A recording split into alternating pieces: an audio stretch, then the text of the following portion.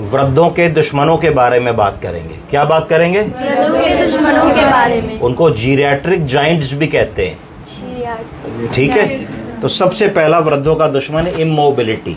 जब हमने ये समझ लिया कि अब हमें चलना फिरना नहीं है, हमें बिस्तर पे ही रहना है, हमें घर के बाहर नहीं निकलना है, हमें सैर करने नहीं जाना है, हमें अपने आप को हमने कन्फाइंड कर लिया रूम और टॉयलेट और बेडरूम और डाइनिंग रूम पे, तो उसको कहा जाता है इमोबिलिटी। क्या कहते हैं? इमोबिलिटी। कि हमने ये मान लिया कि अब हम वृद्ध हो गए हैं और वृद्धावस्था के कारण इमोबाइल हो गए हैं, अब हमारा चलना फिरना ठीक नहीं है। तो ये सबसे बड़ा दुश्मन होता है। जैसे ही आप इमोबाइल हो जाते हैं तो आपकी जो मांसपेशियां हैं वो कमज़ोर होने लगती हैं और शिथिलता आने लगती है, आप लड़खड़ाने लगते हैं, आप ज़्यादा चले तो गिर सकते हैं, चलने पे हाथों पैरों की मसल्स और टिश्यूज में हाइपोक्सी ऑक्सीजन की कमी होने लगती है, जोड़ स्टिफ होने लगते हैं। जोड़ जब स्टिफ होने लगते हैं तो ऑस्टियोपीनिया, ऑस्टियोपोरोसिस, ऑस्टियोआर्थराइटिस और फिर डिफॉर्मिटी डेवलप हो जाती है। तो यहाँ से वहाँ तक जाने में भी जोड़ दर्द करने लगते हैं। तो वृद्धों का पहला दुश्मन है, बोलिए क्या? इमोबिलिटी। इमोबिलिटी। जब हमने ये मान लिया कि अब हम चलेंगे फिरेंगे नहीं, बिस्तर पे ही खाना दे दो, बिस्तर पे ही पॉटी करा दो, बिस्तर पे ही शेव कर दो, बिस्तर पे ही टीवी चला दो,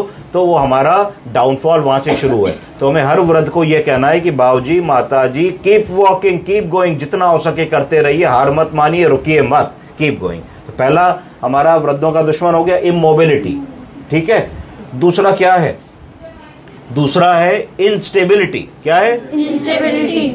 वृद्धावस्था में शरीर में बहुत सारे चेंजेस होते हैं, morphological changes, physiological changes, neurological changes, जिसके कारण हमारा शरीर थोड़ा शिथिल होने लगता है और अनस्टेबल होने लगता है। आपने देखा हुआ यंग बच्चा होता है 7, 8, 9 साल का, उसको कहीं भी चढ़ा दीजिए, तर तर तर तर तर तर ऐसे चढ़ जाता है, लग रहा है खरगोश। अगर वहीं एक 30-35 साल का एक मिडिल एज आदमी या औरत को चढ़ाइए तो उसको थोड़ा सा संभालना पड़ता है कि गिर ना पड़े। और अगर वही काम एक 70 साल के व्यक्ति से कह दिया जाए तो वो नहीं चढ़ पाते हैं। अगर वो चढ़ने की भी कोशिश करते हैं तो गिरने का बहुत डर होता है।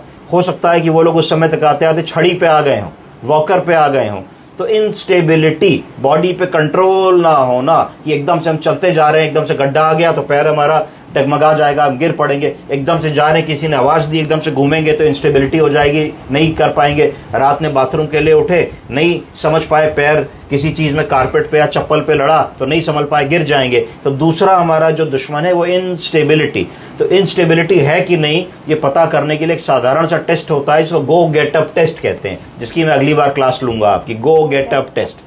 तो अगर हम गो गेट अप टेस्ट को 2 मिनट में बता सकते हैं कि हमारे वृद्धजन में इंस्टेबिलिटी है कि नहीं।